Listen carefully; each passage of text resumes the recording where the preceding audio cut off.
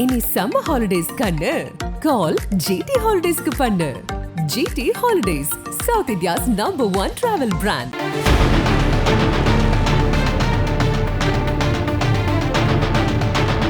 வாக்களிக்க வரிசையில் காத்திருந்த பெண், கூட்டத்தை கிழித்து வந்த கொலைகாரன், போலீஸ் கண் முன்னே நடந்த பயங்கரம், வெளுவெளுத்து போன விக்கிரவாண்டி இடைத்தேர்தல்.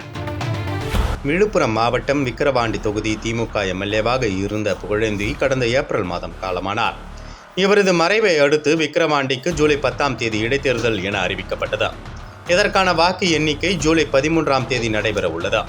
இதில் திமுக சார்பில் அன்னியூர் சிவா, பாஜக கூட்டணியில் அங்கம் வகிக்கும் பாமக சார்பில் சி. அன்புமணி, நாம் தமிழர் கட்சி சார்பில் அபிநயா உள்ளிட்டோர் போட்டியிடுகின்றனர். அரசியல் கட்சிகளின் தீவிர பிரச்சாரம் ஓய்ந்த நிலையில் காலை 7 மணி முதல் மொத்தமுள்ள 276 வாக்குச்சாவடிகளில் வாக்குப்பதிவு விறுவிறுப்பாக நடைபெற்று வருகிறது.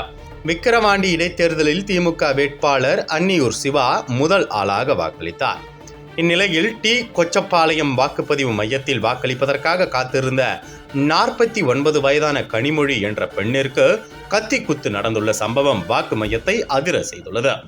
திடீரென வந்த ஒரு நபர் வாக்களிப்பதற்காக காத்திருந்த கனிமொழியை கத்தியால் கழுத்தில் குத்தினார். இதை கண்டு அதிர்ந்து போன பாதுகாப்பு பணியில் இருந்த போலீசார் கனிமொழியை உடனடியாக மீட்டு அவரை மருத்துவமனைக்கு அழைத்துச் சென்றுள்ளனர்.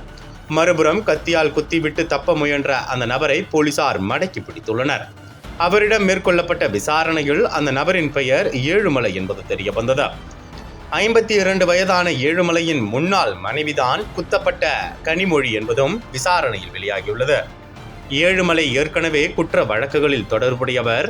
இரட்டை கொலை வழக்கில் சிறை சென்று வந்த நிலையில் மனைவி கனிமொழியை பல ஆண்டுகளாக பிரிந்து வாழ்ந்து வந்துள்ளார்.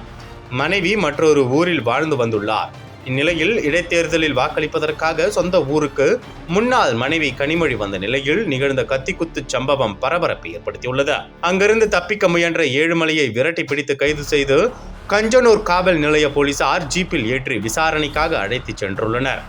இதையடுத்து பெண்ணின் குடும்பத்தினர் போலீசாருடன் கடும் வாக்குவாதத்தில் ஈடுபட்டனர். இத்தனை போலீசார் இருந்தும் ஏன் பாதுகாப்பு தரவில்லை என கேள்வி கேட்டதால் பரபரப்பான சூழல் ஏற்பட்டது. இது குறித்து அப்பகுதியினர் சிலர் கூறுகையில், கனிமொழியின் சொந்த ஊர் விக்கிரவாண்டியைச் சேர்ந்த அடுங்குணம். இவர் கணவர் இறந்துவிட்ட நிலையில் கணவரின் ஊரான திருவண்ணாமலை மாவட்டம் வேட்டவல்லம் பகுதியில் 2 பிள்ளைகளுடன் வசித்து வருகிறார். தாய் வீடான அடங்குணம் வந்து செல்லுகையில் ஏழுமலையுடன் பழக்கம் ஏற்பட்டதாக சொல்கின்றனர். இதன் பின் இருவருக்கும் திருமணம் நடந்து 6 மாதம் மட்டும் வாழ்ந்து வந்த நிலையில் பின்னர் ஏற்பட்ட கருத்து வேறுபாடு காரணமாக கனிமொழி 2வது கணவரை பிரிந்து சென்று வேட்டவல்லத்தில் வசித்து வருகிறார். இருப்பினும் இவருக்கு விக்கிரவாண்டி தொகுதிக்கு உட்பட்ட அடங்குணம் கிராமத்தில் தான் வாக்கு உள்ளது என சொல்லப்படுகிறது. இதேபோல விக்கிரவாண்டி மேல்நிலைப்பள்ளி வாக்குச்சாவடியில் குளவி கூட்டால் சிறிது நேரம் வாக்குப்பதிவு நிறுத்தப்பட்டதால் பரபரப்பு ஏற்பட்டது. குளவிகளை மருந்தடித்து தீயணைப்புத் துறையினர் வெளியேற்றிய பின்னர் வாக்குப்பதிவு தொடங்கியது.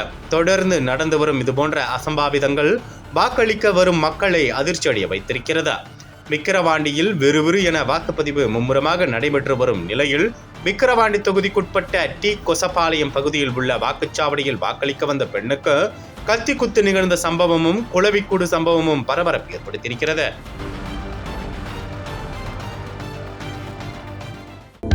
அனல் பறக்கும் செய்திகளை அப்டேட் செய்து கொள்ள நக்கீரன் களத்தை இப்பவே சப்ஸ்கிரைப் பண்ணுங்க.